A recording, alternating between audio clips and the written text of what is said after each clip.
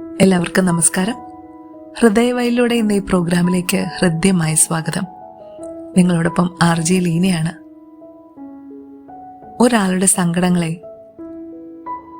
അയാളിൽ നിന്ന് മൈനസ് ചെയ്താൽ ശേഷം എന്തുണ്ട്?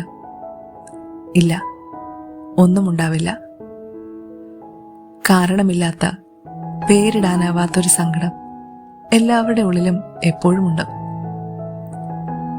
പ്രിയ സുഹൃത്ത് വിപിൻ ചാലിയപ്പുറത്തിന്റെ ഒരു കുഞ്ഞു കവിത ഇങ്ങനെയാണ്: എപ്പോഴും ചിരിക്കുന്നവരോട് ഇടയ്ക്കെങ്കിലും ഒന്ന് ചോദിക്കണം, ഉള്ളിൽ എന്തെങ്കിലും സങ്കടമുണ്ടോ എന്ന്.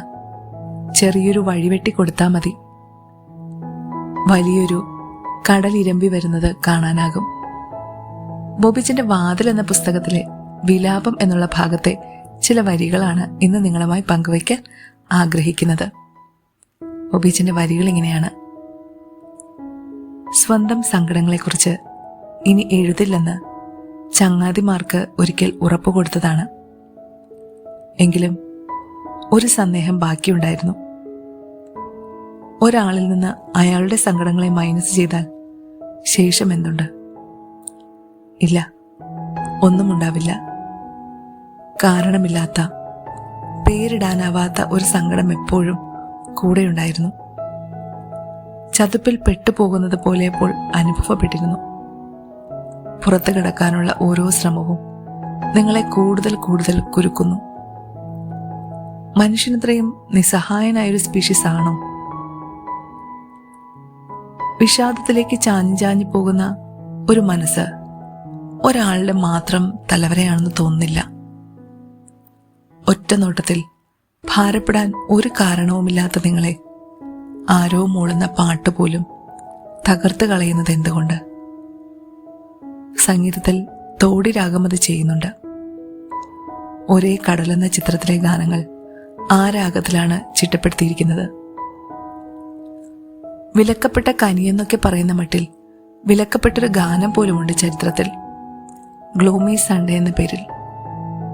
മാലാഖമാർ നിന്നെ എനിക്ക് വീണ്ടും തരില്ല, എന്നാൽ ഞാൻ നിന്നോടൊപ്പം ചേർന്നാൽ അവർക്കതിൽ രോഷമുണ്ടാകുമോ എന്ന വരികളോടെ മരിച്ച പ്രണയിനിയെ ഓർത്തു കുറിച്ച ഗീതം ഒത്തിരി പേരെ വിഷാദത്തിലേക്കും ആത്മഹത്യയിലേക്കും തള്ളിയിട്ടു. ഗാനം ചിട്ടപ്പെടുത്തിയ ആളുടെയും കവിയുടെയും വിധിയും മറ്റൊന്നായിരുന്നില്ല. വിപത്കരമെന്ന് വിശേഷിപ്പിക്കേണ്ട തലത്തിലാണോ മനുഷ്യന്റെ സങ്കടാഭിമുഖ്യങ്ങൾ? സ്വപ്നം കാണുന്ന ഒരുവനെ പോലെയാണ് വിഷാദി. ആരെങ്കിലും ഒന്ന് തട്ടി ഉണർത്തിയാൽ മതി, ഇതും കടന്നു പോകുമെന്ന് ഓർമ്മിപ്പിക്കാൻ ഒരാൾ.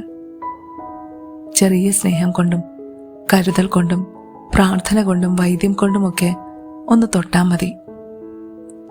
ദമത്തോടും സമചിത്തതയോടും ജീവിതത്തെ കാണാൻ ഒരു മന്ത്രം ചോദിച്ച ചക്രവർത്തിയോട് ഗുരു പറഞ്ഞു കൊടുത്തത് ഇങ്ങനെയാണ്: ഇതും കടന്നു പോകും. അത് അയാൾക്കൊരു സുഹൃതജപമായി.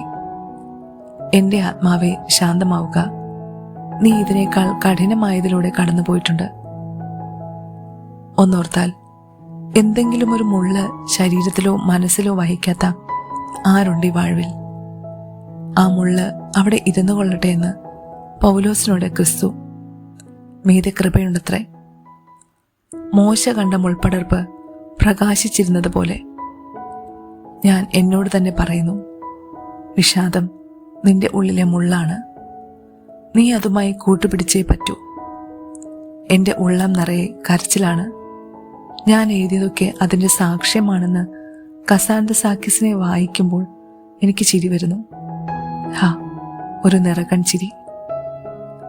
വിലാപം അത്ര മോശം കാര്യമല്ല. വെറുതെയല്ല വിലപിക്കുന്നവർ ഭാഗ്യവാന്മാരെന്ന് ആ വിശ്വഗുരു പറഞ്ഞത്. അവരാണ് ശരിക്കും ജീവിതം എന്തെന്നറിഞ്ഞവർ. അതെ, സ്വപ്നം കാണുന്ന ഒരുവനെ പോലെയാണ് വിഷാദി.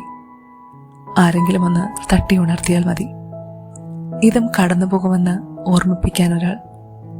ചെറിയ സ്നേഹം കൊണ്ടും കരുതൽ കൊണ്ടും പ്രാർത്ഥന കൊണ്ടും വൈദ്യം കൊണ്ടും ഒക്കെ ഒന്ന് തൊട്ടാൽ മതി. എല്ലാവർക്കും നല്ലൊരു ദിവസം ആശംസിക്കുന്നു. നന്ദി.